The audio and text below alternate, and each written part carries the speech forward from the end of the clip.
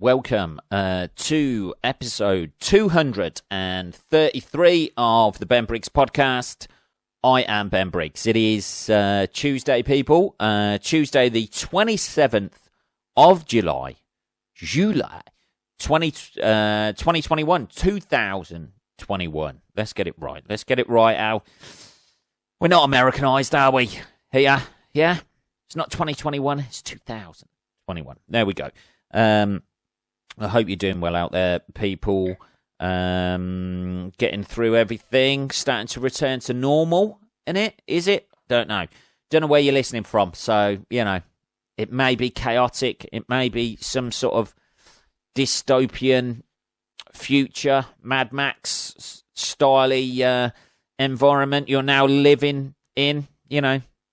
You might be listening to this having, you know, halfway through tucking into a squirrel that you had to brutally beat to death with your own bare hands just so you and your family could survive. I don't know. Who knows? But things seem to be returning to normal a little bit in old Blighty here. Hey? I have spent the last 2 days, this is what I'll tell you about, I've spent the last 2 days trying to get in touch with my Scarlet fucking Pimpernel solicitors. They seek him here, they seek him there. Fucking hell, Jesus. Her there, it should be. It's making me more and more misogynistic, having a female solicitor who's fucking useless. But I'd be saying the same thing if it was, you know, if it was a trans woman. No, if it was a guy. Yeah, I had to do that thing where you have to send a shitty fucking email, and not to go into Louis C.K. territory on this. I don't mean masturbating in front of you. I mean with regards to his material on it. But fuck me, Jesus. I had to list down everything I need to know, everything they're not doing. I haven't been able to get in contact with them for the last fucking 2 weeks. Because what you do, you ring up, and then some fucking twat answers the phone, and you say, oh, I want to speak to, and then you say your solicitor's name. And, yeah, no problem, I'll just put you through. And then they just put you through to a ring-round answering service where obviously the phone rings and the nearest person who's free. Very much like a call centre scenario, I imagine it. All sitting in their little pods there. And then you leave a message for them to ring you back. And obviously, as we know, with anything, people, these days, 2021 in this fucking country, I blame the immigrants. I don't at all. Like anything in this fucking country, you try and talk to somebody, and you leave a message, and they never fucking ring you back. So for 2 weeks, I've been ringing every day. You know, I'm surprised she's not been triggered at the minute by the fact that I'm fucking stalking her via phone. That'll be the next thing that they say. I feel intimidated by you ringing me all the time. So, well, it's all right. You're not fucking actually speaking to me. What are you intimidated by? The fucking messages coming through with my mobile number on saying, can you ring me with an update? Because I was meant to be moving on the 9th of July. That was the initial date, right? They gave me for the initial move. Sorry about this. I seem to be going on about personal issues at the moment. You know, I feel like the latter stage of Lenny Bruce's career, when he'd just go on stage moaning about like being arrested, and everybody said he'd let it slide because all he did apparently was go on stage and talk about how he'd get arrested, and then he'd get arrested that night for using profanity and stuff. I feel like that at the moment. It's all I've been talking about to people. Hey, how's the move going? Don't fucking... If you've got an hour, stand in that spot for a fucking hour, and I'll tell you all about it. I'll tell you about the disappointment I am going through at the moment with, by the way, with solicitors I'm actually fucking paying for. You know, they're not doing it out of the goodness of their heart. It's not like some sort of, you know, charitable endeavour that they're running there. I'm paying for this fucking service that I'm not fucking getting. Well, eventually paying for it anyway when you sell the house. They're not going to let that slide for fucking 2 weeks, are they? Without any contact. Oh, there's all your money, Mr. Briggs. Don't worry about our cut. We'll just have it in 2 weeks' time. It's fine. So I had to write a shitty email. And I said, look, if you don't fucking respond to this email, I'm just going to basically, if you haven't responded by close of business today, that's what I did. I got all shirty.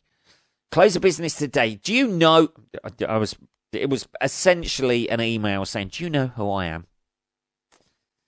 Well, that's good. Can you tell me? Because I've been, I've been struggling for many years. Who is Ben Briggs? Yeah, I fell short a little bit of saying do you know who I am? I'm paying for your fucking services. You should probably go, no, I've never heard of you, mate. Stand up what? Anyway, so yeah, it's been a fucking ball ache. Just trying to get hold of people. So I sent this email off, and then because what they'd done at one point was there was questions that came through and queries that came through from my buyer's solicitors, and what they'd done was they sent them through, and then the woman my solicitor hadn't done anything for about 18 days on it. And then all of a sudden she goes, oh, I found those questions because I'd nailed her down and said they sent them on this date to you. I know this for a fact because I've seen the email. They've sent it through to me. Oh, it was in my junk mail. All right, sweetheart, that old chestnut, eh? That old chestnut, innit? It's 2021 and you know, it's not like email has just been invented. Is it? If you're waiting for something to be sent through and I've said it's been sent through to you, you're not even vaguely curious about having a look in your fucking junk mail for it? You know. And I was nice about that. I said, okay, so this is going to get done now. Haven't heard from them for about 2 weeks. Now it's in your junk mail. And then she had the audacity to answer this email and basically make out as if I'd sent the stuff back late. She said, well, the things were sent off, but we didn't receive them from you until the questions that we needed you to fill out until, and it was like 19 days later. And I was like, yeah, that's because they were sitting in your I didn't even respond on email. I just like, yeah, because they've been sitting in your fucking junk mail for 18 days. It took me a day to do the questions and I sent them right back. There's your 19 days, sweetheart. But because what I did was essentially grass her up to everybody else in the company, I was that desperate. I just went on the website. Every email I could find for the people who own that company, the people who run the company, the people who are managers, I just copied all of them into it as well. There you go, bitch. There you go. Gonna ignore me now? I don't think so. Your little boss is fucking whipping your little ass, aren't they? And then you start reading the horrendous reviews. These were. Don't ever do this, by the way. These were solicitors that were allocated to me by my estate agents, and I thought, oh, great. If it's all in-house, but it's not, they just farm it out to any fucking random company who's on their list. And they don't give a fuck because it's cheaper. They're not getting paid as much. So they put you to the bottom of the pile. Don't ever do that. Pay a little bit more for your solicitors. Don't be a cheapskate like old Benny boy. Trying to save them pennies. Spend it on, I don't know, trainers or something. I don't know. Little bit of tea there. So she sent back basically saying it was my fault. What a cunt. Nobody accepts responsibility for anything, do they? These days, nobody. Everybody's trying to get out of it. Everybody's trying to get out of the shit that they've fucking created themselves. Nobody ever, unless they've got something to lose, some sort of apology that needs to be made, that will save them a sponsorship deal because they've fucking gone AWOL on the racism on Twitter. Yeah, so, I don't know. It annoyed me anyway. That's the point I'm trying to make, people. So I've been chasing that. Getting nowhere. You know when you just suddenly realise, you just think, there's literally nothing I can do. I can't even... I bluff, basically. I bluffed. And she called me out on it, and there's fuck all anything else I can go. She sent that email. I said, email me through the next... before the end of business today, or I'm going to be getting new solicitors. She sent the email through at 7 o'clock at night. And you know, as well as I do, she sent that email just as she's going home, closed down her computer, and thought, I'll deal with this shit tomorrow. I'll deal with this fucking asshole tomorrow. And ignore his next emails that he's going to send through as a response to that. So I called her. I didn't even respond. I just let it hang. Like some sort of death threat hanging over her. That the email's going to come through saying a bullshit. And it was just like absolute bullshit that she sent through about like the stages and how long it had taken and that. It took 19 days to get these questions back. Yeah, because they were sitting in your fucking junk mail, which they weren't. I know they weren't. Don't try and play me. I know how fucking emails for business work. You know what I mean? Even if they're sitting in your junk mail, when you go into your email, you'll be able to, you're not even vaguely curious. When there's a little number next to your junk mail. Or is your junk mail that sort of like chaotic that you don't delete it all the time?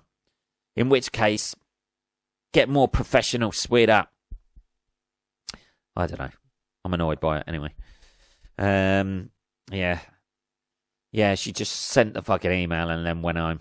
I know it. She'd been working on that all day because she'd listed it all out and that sort of thing. Instead of fucking listing that response, why don't you take the time to give me a fucking call, explain what's going on, then you wouldn't have to fucking write that email. But now, nobody wants any confrontation because everybody gets fucking triggered by everything these days, don't they? Nobody wants to speak to you because they just somehow can't, deal with any vague amount of confrontation these days. So they do it the shit fucking coward's way of sending an email. Which I understand you're judging me for having sent an email, but I couldn't really speak to her on the phone. It's the only way I could get in touch with her, by sending an email to her and every single email address at that fucking firm. Cocksuckers. And then you read the... I had a look online and read some of the Google reviews, and they're just like, no response. No response for weeks. Don't care. No response. Took ages. And I'm like, oh, fucking hell. Jesus, this was a mistake. This was a big mistake. I should have paid more money, Benny boy. Yeah? You get what you paid for. That's what they say, isn't it? Let's have a little bit of tea. So I've been, seriously, I can see why people, go into offices and just, fucking brutally kill people in America. I can see that. I can see that frustration. What you're meant to do, camp outside. They're based in Cardiff. I'll have to drive down to Cardiff, get myself a tent, camp outside, get myself some paints and a fucking banner. And they'll probably go in the back entrance and completely miss me. What's that guy doing out there? What's he protesting about? You cunts! Anyway, that's been my life. That's what they say, though, isn't it? Moving house is one of the most stressful things you can do. It shouldn't be. I have no chain. The guy buying it from me is a first-time buyer, and I'm not buying another place. It's done and dusted, innit? That's it. What? 6 weeks? Something like that? Boom. Stamp it. Oh, but we're really busy at the minute. I know. And that must be bad for you. So why take on the work? Why take it on? That's what she said to me at one point. We're really busy at the minute. Don't take it on then. Send it to a solicitors who are actually going to give me some sort of service for my fucking money. Yes, I'm not paying as much as I should be. I'm paying about 400 quid less. But that 400 quid, you know what I mean? Does that get me a quality service, does it? I don't know. And other people I know are moving house at the minute as well. That's the annoying thing. Because you can see theirs progressing more than yours, and you're just like, oh, for fuck's sake, man. You know. I want to go now. That's the thing. It feels like I'm in limbo a little bit. Everything's in limbo. Here we go. Anyway. Talking of things being in limbo, I did a gig the other day. That was nice. When was that? Sunday night, wasn't it? Sunday night, did quite a nice little gig. I'm still working on new stuff, trying to stay out of doing paid stuff because I know, I haven't got 20 minutes at the minute to do a paid gig, which is worrying. Not like 20 minutes nailed, you know what I mean? Where you're like, you know, I've got this, and I'd have to bring in some of my old stuff. And I don't really want to do that because it's just lame. Or seems to be lame. But we'll see. We'll see. But I did a new material night for Shamsaman, which was a nice little gig in a little cafe thing. I think I've done the gig before. Let's have some tea. Hang on. I think I've played that venue before. I'm sure I have. I forget the name of it now. Already forgot the name of it. It was at Tap House or something like that. I don't know. Anyway, I recognise the toilet. I didn't recognise the place when I went in there. I am a connoisseur of toilets. I always seem to get to a gig and need a shit. Sorry to be which is the worst thing, innit? So you have to prepare for that. So in my little like bag that I take to gigs with me, in my little gig bag, I've got some of those fucking wet wipe, fucking moist toilet things, just in case I haven't got any toilet paper in the fucking venue, because the amount of times that's happened is unbelievable. And then you have to like go to the bar or go to the fucking venue manager and say, "Oh, is there any chance you've got any loo roll at all or anything like that?" And they know, obviously, from that. You might as well just go up and say, "Look, I need a shit. Have you got a t-shirt or something I can borrow just to clean myself off on before I go on stage?" I don't know what that is. That must be I think that goes back. Needing a shit goes back to when I used to play football years ago. Always used to need the loo. Properly, as they say. That's what they say, innit? If you're being... Did you go for a wee, or did you go to the toilet properly? I went for a proper wee. That's all right. Nobody really says in polite society to do that. You go for a shit then. So that goes back to football. I always needed it must be a nervous thing. I don't know what that is. Maybe it's like the octopus sort of like defense mechanism coming out of me. I might have a bit of octopus in me somewhere. Octopus DNA popping around in the old body.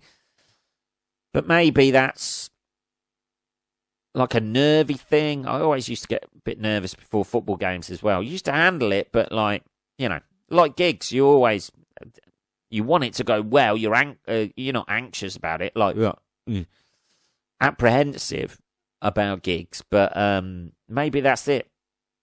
That apprehension just, fight or flight, and it's my body. It has decided in fight or flight. Well, if you're gonna fight, you're gonna have to be a bit lighter, me old booty. Get rid of some of this excess, like used up food inside yourself. I don't know, but the gig was nice. I ran through some new stuff. There was a few people there. It's always nice, but also a bit strange. Hannah was there as well, so we're both gigging on the same night. Which, when you're doing new stuff, you don't really want your partner in the room. Really, I don't know. Maybe that's just me. I always stand outside when she's on stage, and she does when I am as well. Although always seems to listen and comment on after the gig. That bit sounded all right that you did there. I thought you were meant to be outside, lady. Here we get my new material. Is that what you're doing? Yeah. Judging me? But yeah, it's always a bit weird because you know somebody so well and they know what you're trying to achieve by doing a bit of material, and you've more or less spoke to them about it before as well and ran through it. You know, it's just weird. You don't want to. The only thing is, because it's new material, you don't want to die on your ass in front of somebody you're dating. That's the thing. I've heard horror stories about comedians taking new girlfriends to a gig. Why would you do that for? And then dying hideously on their ass. Innit?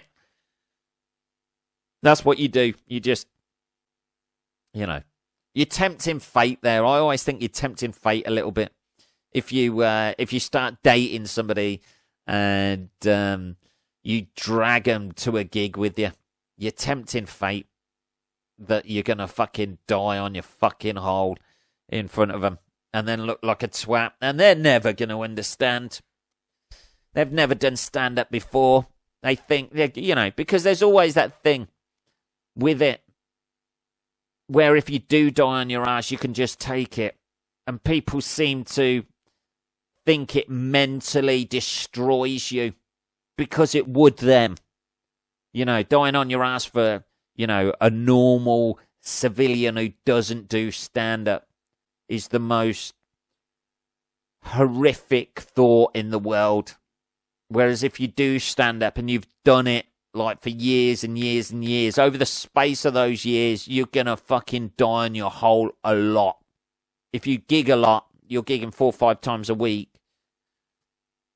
Just by the sheer odds of it, you're gonna die on your ass quite a lot, and you learn how to take it. But other people who don't do stand-ups don't seem to be able to wrap their head around that, and they say all the wrong things, or they'll try and say, "Oh, that was, are you all right?"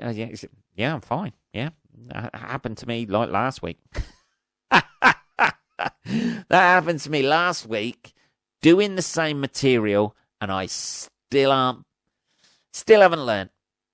Doing the same stuff, and it'll probably happen next week until I get it to click. But there's something there. Because they think that you're all of a sudden just going to cut that material out of your set because it hasn't worked once. They don't realise that you can make that material work. There's so many variables to it. And when you get it, and you just go, bang, right, got it. Okay, I need to do it that way. Or I need to be a little bit easier in this bit, and then I can bring in that fucking harsh bit. I don't know. Anyway, it was a nice gig. That's the point I'm making. It was in a little cafe. Not many people there. Ideal new material night. Just to run through a few bits, and it went all right, to be honest. Let's have a bit more tea. Hang on. And it went all right, so I was quite happy. So you sort of like build it from that base, and then you can start expanding your ideas a little bit. Because you're going up there I went up there fairly unprepared, stuff written on a bit of paper that was in my pocket, stuff written on my hand.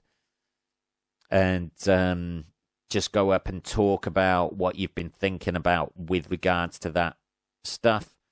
And then from there now, you're like, oh, that the core idea is there. I just need to flesh out some more ideas and what I think about that, and maybe, expand it in this direction to encompass another topic. And then, that's it.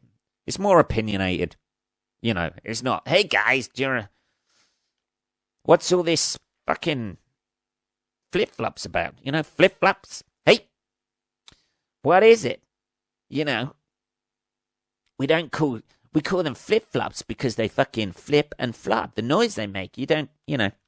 Other footwear, you don't call them by the noise they make, do they? Football boots aren't called click-clacks on fucking concrete. I don't know. Somebody will be listening to this now going, that's shoe material. There's something in that. There's something in that flip-flop material, man. That's it. Isn't it? That's it. Somebody going out on the circuit doing stuff about flip-flops.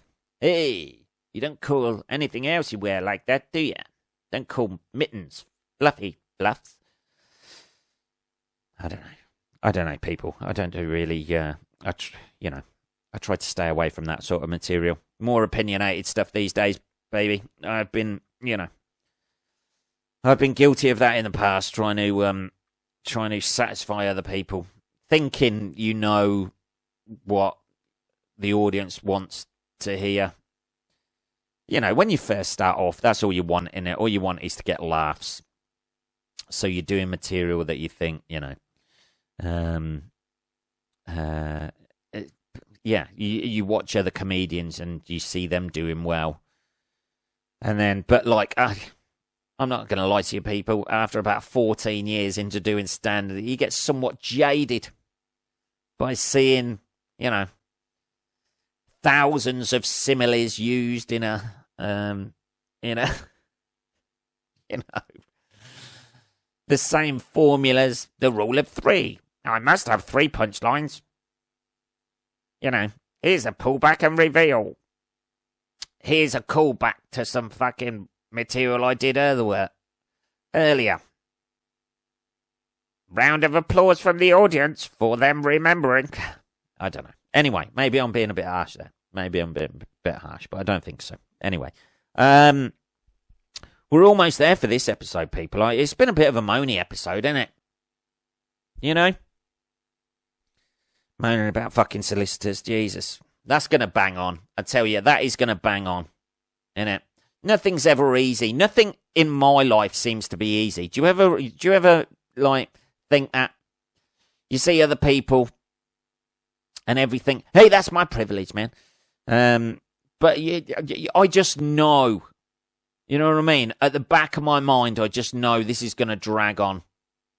I want to be out of here by the end of August. That's not going to happen.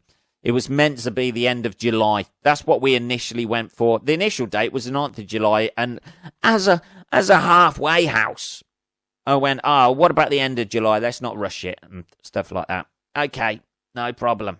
Well, let's aim for the end of July then. Hello? You can't get hold of them. Innit? Hey, are we still on for the end of July? Hello? No? Sorry, I think we got cut off there for a moment. We were talking about the end of July and I take that as a no then, me old booty. What are we on? 29 minutes, people. Holy shit. We've got a minute to fill. Until we get until that half an hour that we always seem to stretch for. You know what I'm going to do? I'm going to try and stretch these out a little bit longer once we get moved into the new place, because we've got a spare room, so we're going to set up a podcast studio. I know, sounds good. So we're going to set that up and do some more stuff and more recordings of different bits and bobs, I think. Which is exciting. This is a thing, you see, because my life's on hold at the minute. Because I'm still here, but half of my shit is up in Birmingham. The rest of my shit is down here. More than half of my shit is up in Birmingham now. When I sent my sofa and everything up there, it was nice of Hannah to be sending photos of herself relaxing on the nice comfy sofa as I was sitting on a fucking garden chair. But you feel like your whole life's, your life's on hold a little bit because you're waiting. I'm still working in the day, early morning, to pay for the mortgage on this place. But as soon as this is, been sold, I'll have a bit of money left over. So don't try and rob me, people out there. Shouldn't have said that over the internet, really, should I? People in India. And scan back to the episode where he uses his mother's maiden name. Has he ever mentioned his first pet on the podcast as well? Here we are, into his bank account. Anyway, that's it, people. That is episode 233 of the Ben Briggs podcast. If you want to contact me at all, not asking for PIN numbers or that CVV number or whatever it is on the back of your card, you can contact me at podcast@benbriggs.co.uk. I will be back on Saturday. It's Tuesday today, isn't it? I will be back on Saturday, motherfuckers. Have a good rest of your week. If you're a solicitor out there, maybe think about how you treat people who are paying your fucking wages, you cunts. Have a good rest of your week. I'll speak to you on Saturday. Take care.